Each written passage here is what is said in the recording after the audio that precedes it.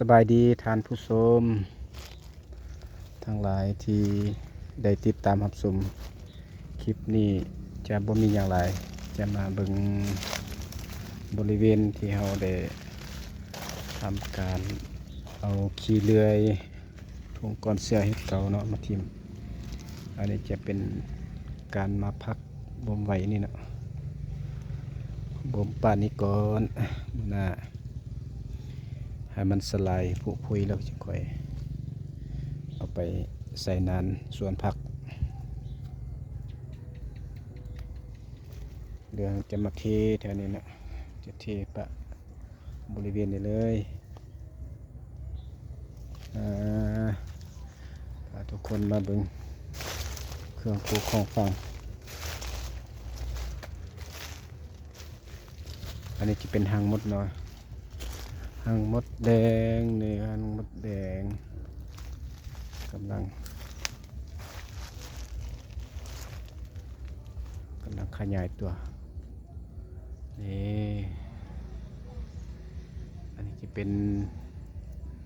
ต้นกล้วยมะกล้วย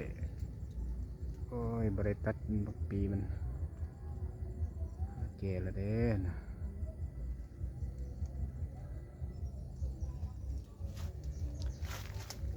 จำพาเราเบิ่งบริเวณข้างโรงเรือนเห็ดนะอันนี้จะเป็นโรงเรือนเห็ด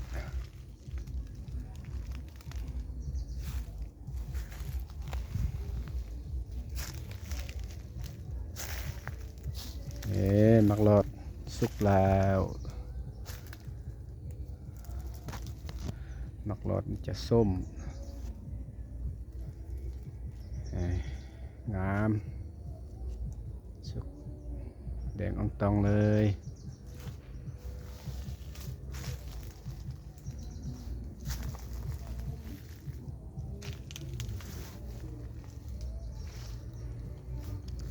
อันนี้จะเป็นต้นพะยุงเนาะต้นพะยุงไฮดำได้สั่งซื้อมาทางออนไลน์มาปลูกได้3 ปี 4 ปีแล้วนี่ทุกคนจะมีเลือดเนาะนี่มาเบิ่งโอ้ยขอโทษอยู่นี่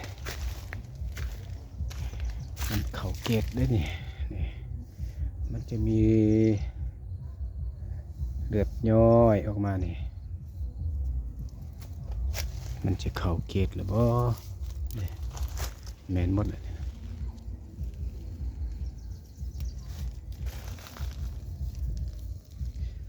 ช่วงนี้ยังทันย่อย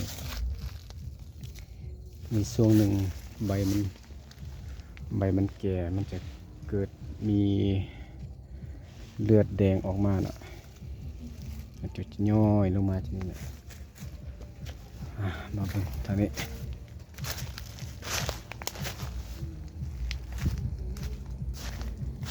ต้นหมักม่วง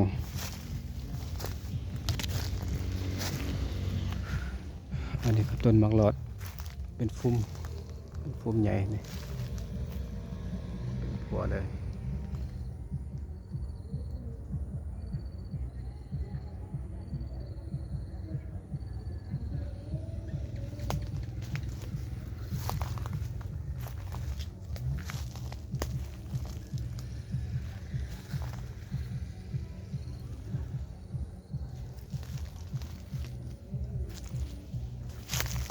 ต้นขยุงไหหลำนี่ทั่วปลูกหลายต้นนี้อาจจะใหญ่กว่าเพื่อนเลยอันนี้จะเป็นผักละผักเนาอันนี้ต้นขยุงไหดำอะไรนี่มันจะเข่าแกนเนาะเบิ้งนะเดี๋ยวบดันได้ลองเจาะเบิ้งข้างในมันจะเข่าลายเข้าหน่อย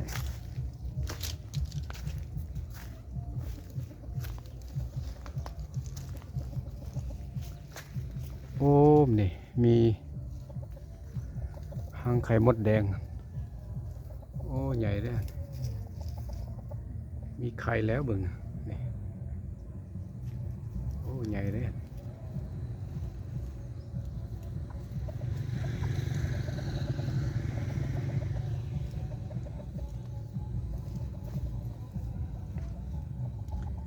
จะเป็นต้นมะนาวเนาะมะนาวกำลังเป็นราก